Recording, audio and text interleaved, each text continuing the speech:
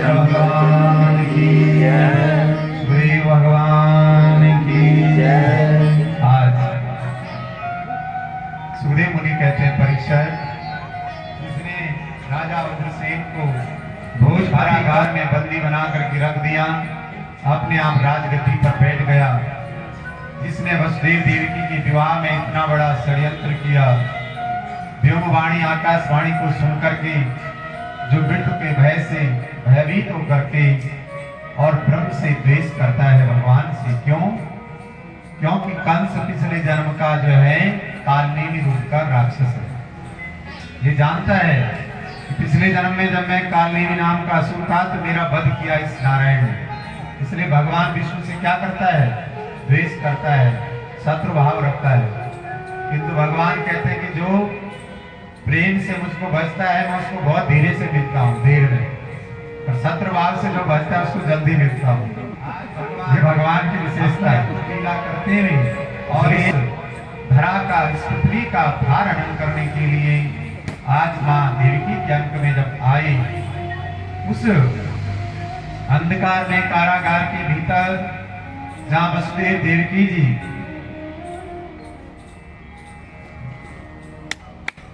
आप जानते हैं कि वसुदेव और देवकी क्या हैं? जन्म जन्मांतर के भक्त हैं भगवान के। पहले जन्म में सुतपा नाम के प्रजापति और उनकी रानी कृष्णी, तब भगवान को पुत्र रूप में पाने की इच्छा प्रकट की तो कृष्ण गर्भ में भगवान रूप से इनके गर्भ में अवतरित हुए। दूसरी बार भगवान जब वसुदेव जी कश्यप ऋषि थे और उनकी पत्नी जो देवकी है वो कौन थी? देवकी। और तब भगवान के रूप में इनके घर में बाल मुकुंद के रूप में अवतरित हुए। जन्मांतर भवेत् पुण्यम तदा आगमतम लवे। इतना आसान नहीं है, ये जन्म जन्म के क्या है? संचित पुण्य कर्मों का फल है, भक्ति का फल है। आज उस कारागार के भीतर भगवान की दिव्य स्तुति देवताओं ने की, सत्य स्वरूप ब्रह्म का चिंतन करके अपने अपने धाम देवता लोग गए। वसुदेव देवकी ने भगवान का वो चतुर्भुज रूप में बाल मुकुंद का दर्शन किया। तमद्भुतम बालकमं भुजेक्षणं चतुर्भुजं शंख गदायुधायुधं श्रीवत्स लक्ष्मण गलकौस्त शोभितम पीतांबरं सांद्रपयोध सौरभं। बाल मुकुंद के चतुर्भुज रूप में श्री चक्रांकित जो श्री का जो बिंदु है जिनके वक्षस्थल पर विराजमान है, कौस्तुभ मणि जिनके हृदय में वक्षस्थल पर विराजमान है, पीतांबर श्याम वर्ण में भगवान ने पीतांबर जो है धारण किया है, सुंदर मकराकृत कुंडल, चारों हाथों में शंख चक्र गदा पद्म धारण किए हैं। ऐसे अद्भुत स्वरूप को भगवान के देख करके वसुदेव देवकी एक तक भगवान के उस दिव्य छवि को देखते रहे। वसुदेव जी तो ज्ञान स्वरूप है, देवकी क्या है? बुद्धि है, और वसुदेव जी जीव है। ब्रह्म और जीव दोनों का आज मिलन हुआ है। बुद्धि स्वरूपा जो देवकी है, भगवत स्वरूप जो वसुदेव हैं, वो भगवान से कहते हैं विदितोऽस्मि भवान् साक्षात् पुरुषा प्रकृते परा केवलानुभवानंद स्वरूप सर्वभूतित्रिका। है अखिलेश्वर नारायण, मैं जानता हूँ विदितोऽस्मि, मैं जानता हूँ कि तुम केवलानुभवानंद, केवलानुभवानंद, केवल आनंद स्वरूप है भगवान का। जो आनंद आ रहा है वही भगवान का स्वरूप है, बाकी कुछ नहीं है। और गीता में भगवान कहते हैं कि मेरा स्वरूप क्या है? वायु का। जैसे आकाश वायुमंडल में वायु विचरण करता है, वो हर जगह जाता है, बुरे भले में सब जगह, ऊंच नीच में सब जगह विचरण कर रहा है, पर उस वायु को कोई न पकड़ सकता है, न कोई देख सकता है, न बांध सकता है। केवल उसको क्या कर सकता है? अनुभव कर सकता है कि हवा चल रही है, अनुभव कर सकते हैं। पेड़ के पत्ते हिलिया तो हिल रहे हैं तो देख रहे हैं हवा चल रही है, तो केवल आपने क्या किया? उसका अनुभव। केवलानुभवानंद, आपका जो आनंद स्वरूप है वही भगवान आपका मूल वास्तविक रूप है, मैं जानता हूँ। इसलिए जो बड़े बड़े आपके भक्त हैं वो अपनी भक्ति रूपी डोरी से आपको बांध करके अपनी बुद्धि का विवेचन करके और आपके उस परमानंद स्वरूप का निग्रह करके उसका चिंतन करते हैं। उसी आनंद को प्राप्त करने की जीवन भर क्या करते हैं, उत्कंठा उनके हृदय में रहती है। आज भगवान की आज्ञा अनुसार वसुदेव जी, क्योंकि परीक्षित जी कहते हैं गुरुदेव हाथों की हथकड़ी खुल गई, पेड़ों की हाथों की हथकड़ी, पैरों की बेड़ी कैसे खुली?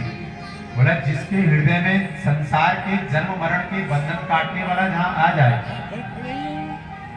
जिसके यहाँ समस्त जीवों के बंधन काटने वाला प्रकट हो गया, तो वो क्या भला उसके बाद भी किसी बंधन में बंधा रह सकता है? इसलिए जब भगवान वहां अवतरित हो गए तो उनकी सारी बंधन मुक्त हो गए। जब भगवान का दर्शन हो जाता है तो जीव उस बंधन से मुक्त हो जाता है।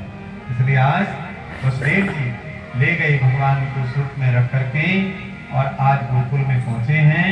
गोकुल में जब भगवान वहां पहुंचे तो आप जानते हैं प्रकृति बड़ी उल्लास पर है, मेघ बरस रहे हैं, बादल गरज रहे हैं, क्योंकि सारी प्रकृति भगवान गोलोक से जब धरा पर आए हैं तो उनके स्वागत के लिए क्या है, सुंदर समय जो है, जो समीर है, जो हवा है, सुगंधित वायु बह रही है। देवता लोग भगवान के ऊपर सुमन वृष्टि करते हैं। इधर सुखदेव भगवान कहते हैं परीक्षित ऐसा लगता है कि जब बादल बरस रहे ना तो पानी की बूंदें भगवान के ऊपर जो है कल्प वृक्ष के पुष्पों के समान वृष्टि हो रही है। भगवान शेषनाग जी तो पहले अवतरित हो गए रोहिणी मैया के अंक में, और उन्होंने देखा जब कि मेरे आराध्य देव आ गए हैं तो स्वयं छत्र का स्वरूप बना करके शेषनाग छत्र बन करके पीछे से अपने फणों से और भगवान के ऊपर छत्र बन करके चल रहे हैं। और कालिंदी में जब बीच नदी में जब पहुंचे वसुदेव जी तो गले गले तक जल आ गया, घबरा गए, अरे मोह में पड़ गई। इससे बढ़िया तो भोजपति कंस से इस बालक को मार देता तो मैं कम से कम इस पाप का भागी तो नहीं बना। अब मेरे हाथों इस बालक की मृत्यु होने वाली है गंगा में डूब करके। मोह में पड़ गई, भगवान समझ गई। कालिंदी तो जानबूझ करके ऊपर आ रही है, क्यों? क्योंकि वो भगवान की चरण रज लेना चाहती है। इसलिए भगवान समझ गए कि बाबा घबरा गए मेरे, तो भगवान ने सूर्य से अपना पैर बाहर निकाला और कालिंदी ने भगवान का चरण धोया और ऐसे मार्ग दे दिया वसुदेव जी को, जैसे बोला त्रेता युग में समुद्र ने राम जी को लंका जाने के लिए मार्ग दे दिया।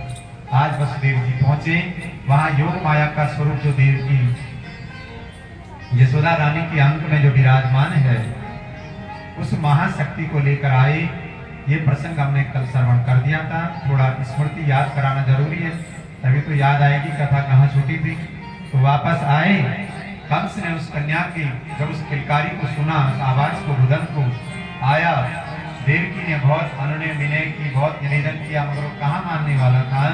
इसलिए उसने उसे समाप्त करने की चेष्टा से शिला पर उसको पटकना चाहा, मगर वो अष्टादश भुजाओं को धारण करके और आकाश में सिंगारूढ़ होकर के कहने लगी, रे मूढ़, तू मुझे मारने वाला कौन होता है? भला इस ब्रह्मांड के भीतर आज तक मुझे जन्म देने वाला और मारने वाला कोई हुआ है?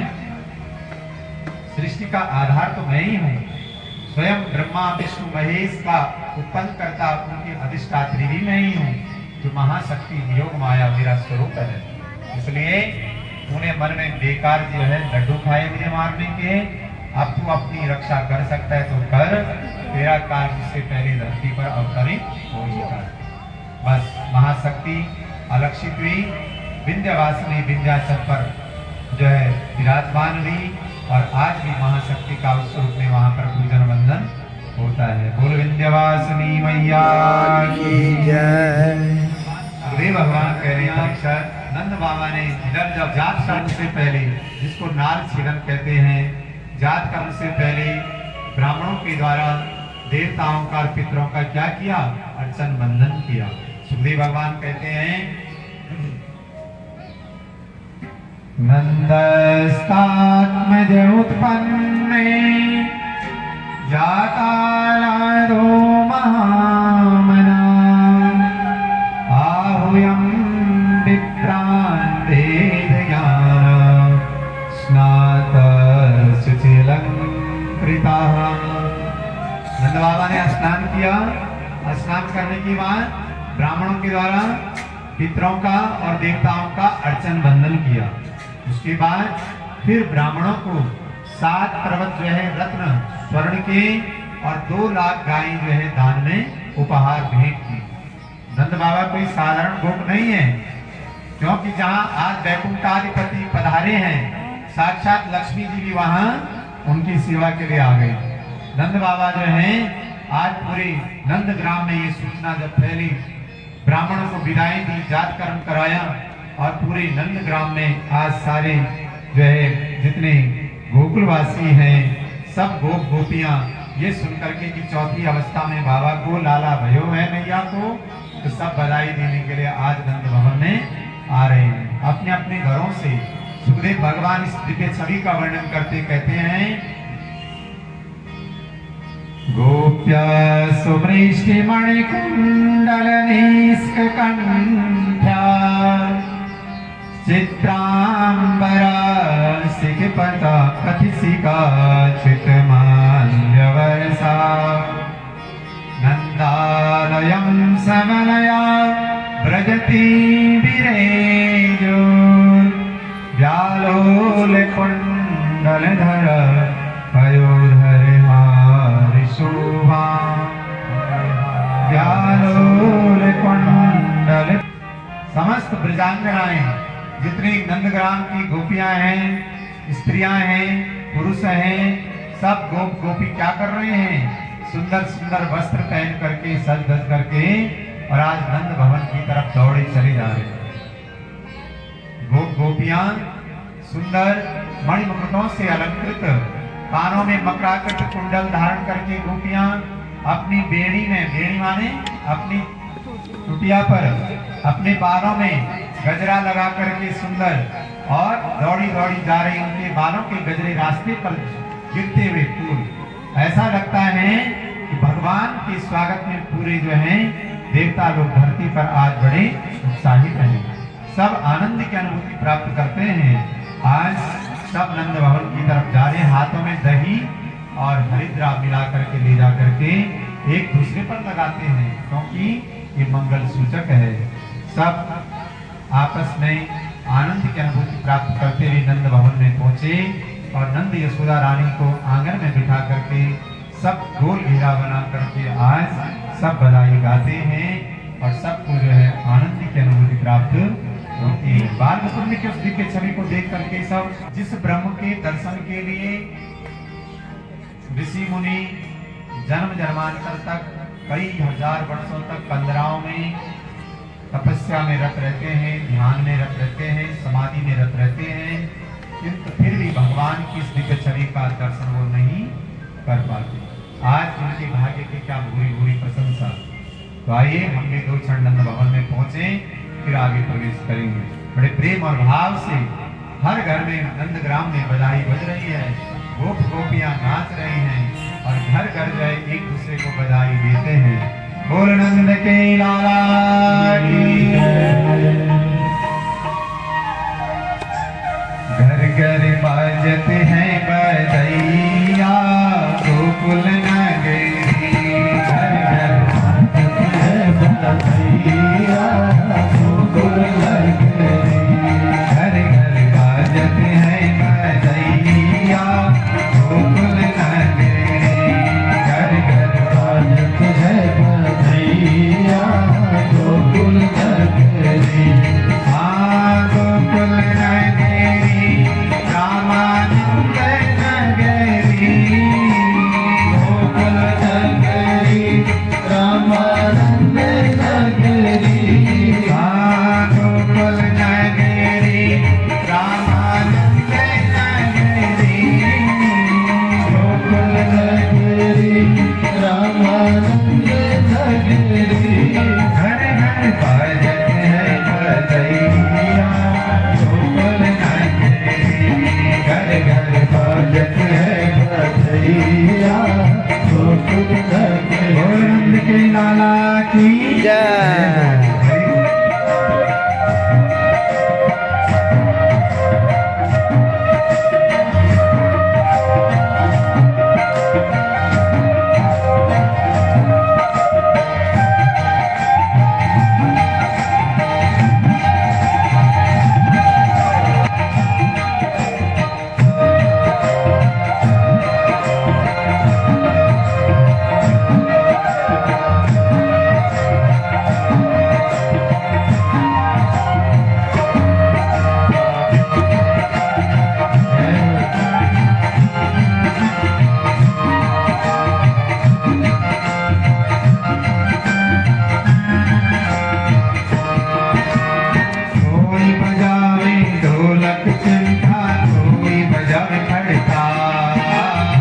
कोई बजावे ढोलक चिमटा कोई बजा करता कोई बजावे ढोलक चिमटा कोई बजावे घंटा कोई बजावे ढोलक चिमटा कोई बजावे घंटा कोई नाचे साता छैया गोकुल नगरी कोई नाचे गाता भैया गोकुल नगरी गोकुल नगरी राम चंद्र नगरी गोकुल नगरी रामानंद नगरी घर घर भजन बजैया गोकुल नगरी घर घर भजन भैया गोकुल नगरी